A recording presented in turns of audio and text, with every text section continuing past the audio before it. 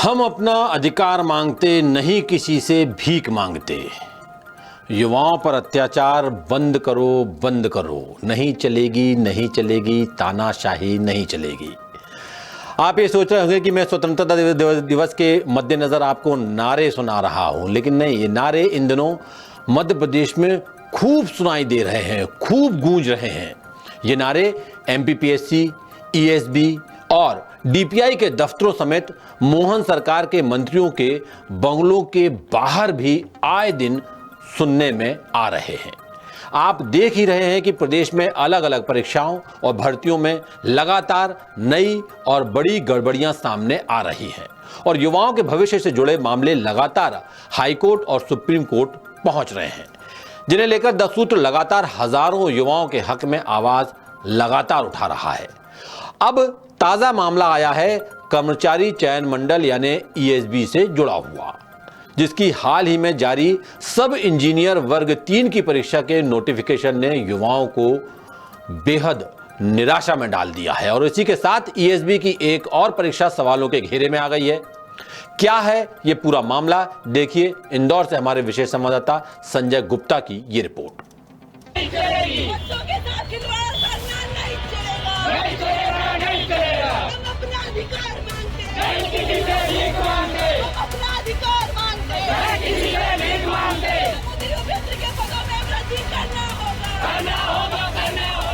मध्य प्रदेश के युवाओं का ये शोर बता रहा है कि मध्य प्रदेश कर्मचारी चयन मंडल यानी ईएसबी की एक और भर्ती परीक्षा सवालों के घेरे में आ गई है। ईएसबी के दफ्तर के बाहर अपने हक की आवाज उठाते ये युवा सब इंजीनियर वर्ग 3 की परीक्षा के दावेदार हैं, जो ईएसबी के ताजा नोटिफिकेशन को लेकर विरोध प्रदर्शन कर रहे हैं। उनका कहना है कि पहले से ही ये परीक्षा बेहद कम पदों के लिए आयोजित हो रही है और पदों के वर्गीकरण और नियम के हिसाब से अनारक्षित समेत ओबीसी, एसटी और एससी वर्ग के उम्मीदवारों के हाथ ना के बराबर पद आ रहे हैं, जबकि प्रदेश में परीक्षा के उम्मीदवारों की संख्या 2 लाख से भी ज्यादा है।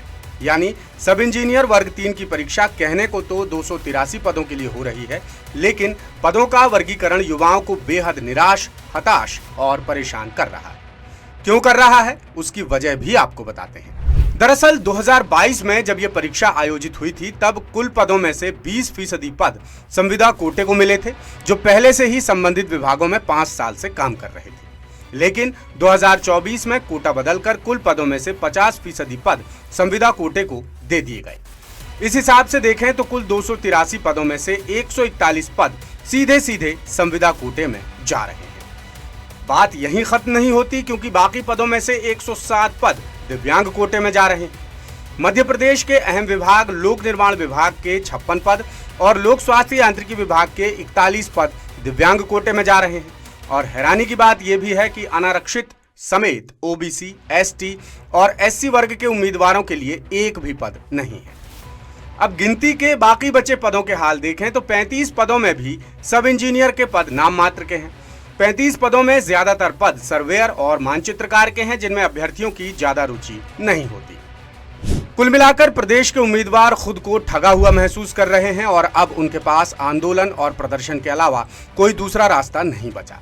लिहाजा उन्होंने एकजुट होकर ईएसबी के दफ्तर के बाहर प्रदर्शन किया और आला अधिकारियों को ज्ञापन सौंपकर पदों में वृद्धि समेत अपेक्षित सुधार की मांग की। उनका कहना है कि सरकारी सिस्टम को जगाने के लिए लगातार आवाज उठानी होगी और वो किसी भी सूरत में अपना हक लेकर रहेंगे। इसको यही नहीं छोड़ना है, रेगुलर परचेज भी करना पड़ेगा और कंटिन्यू करेंगे तो ये चीज़ें हो सकती, बहुत बड़ी नहीं है। स्टूडेंट से सिस्टम डरता है ना, ऐसा नहीं है। उसको अगर इकट्ठा हमारी अभी जितनी स्ट्रेंथ है, अगर उससे भी ज़्यादा अगर थोड़ी बढ़ जाएगी तो और भी हम लोग हमारे जो सर्कल्स में हैं तो हम और लोगों को अगली बार लेकर आएँ, ताकि हम 10 दिन का टाइम ले सकते हैं। 10 दिन। अब इन युवाओं के विरोध का आधार देखें तो पता चलेगा कि सरकार के अलग अलग विभागों में सब इंजीनियर्स के 700 से ज्यादा पद खाली हैं। विभागवार देखें तो नगरीय प्रशासन विभाग में 50 और पीएचई विभाग में 350 से ज्यादा पद खाली पड़े हैं, जबकि 80 से ज्यादा सब इंजीनियर 2024 में रिटायर हो रहे हैं। यानी सिर्फ 2 विभागों में ही खाली पदों की कुल संख्या 400 पार हो जाएगी। इसी तरह पीडब्ल्यूडी विभाग में 300 से ज्यादा पद खाली है। इसके बावजूद सरकारी विभागों ने खाली पदों की जानकारी ईएसबी को नहीं भेजी है, जिस वजह से ईएसबी ने मौजूदा कैलेंडर में उन पदों को शामिल नहीं किया। पद बढ़ाने और सरकारी विभागों में खाली पड़े तमाम पदों को भरने की मांग लेकर उम्मीदवारों ने ईएसबी के डायरेक्टर और विभागीय अफसरों से भी मुलाकात की।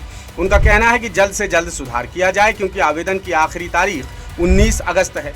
यदि खाली पदों की जानकारी 17 अगस्त तक नहीं भेजी गई तो समय पर सुधार नहीं हो पाएगा और एक बार फिर प्रदेश के हजारों अभ्यर्थी निराशा के भंवर में डूब जाएंगे। और इसी मुद्दे से जुड़ा हमारा आज का सवाल है। सवाल यह है कि आखिर मध्य प्रदेश में भर्ती परीक्षाओं पर लगातार सवाल क्यों उठ रहे हैं। आपके पास 3 विकल्प हैं। पहला विकल्प है सरकार का नियंत्रण नहीं है, कंट्रोल नहीं है। दूसरा विकल्प है अफसर भ्रष्टाचार में डूबे हैं। तीसरा युवा खुद ही लापरवाह है। इस सवाल का जवाब आप द सूत्र के तमाम डिजिटल मीडिया प्लेटफॉर्म्स पर जाकर दे सकते हैं। और इसके अलावा आप कुछ और कहना चाहें तो कमेंट बॉक्स में लिख भी सकते हैं। और इससे पहले हमने आपसे सवाल पूछा था कि क्या बीजेपी ने सिर्फ चुनाव जीतने के लिए छत्तीसगढ़ में लॉन्च की थी महतारी वंदन योजना। यह खबर यह थी कि लगातार महतारी वंदन योजना में से महिलाओं के नाम काटे जा रहे हैं, हितग्राहियों के नाम काटे जा रहे हैं। इसके जवाब में 85% 85% लोगों ने कहा हाँ, जबकि 12% लोगों ने कहा नहीं और 2% लोग बोले कह नहीं सकते। यानी ज्यादातर लोगों का मानना है कि सरकार ने छत्तीसगढ़ में सिर्फ और सिर्फ चुनाव जीतने के लिए ही महतारी वंदन योजना लागू की थी। लेटेस्ट, इन्वेस्टिगेटिव और इन डेप्थ खबरें देखने के लिए ज्वाइन कीजिए द सूत्र का व्हाट्सएप चैनल, सब्सक्राइब कीजिए यूट्यूब चैनल, लाइक कीजिए फेसबुक पेज और पढ़ते रहिए वेबसाइट www.daसूत्र.com।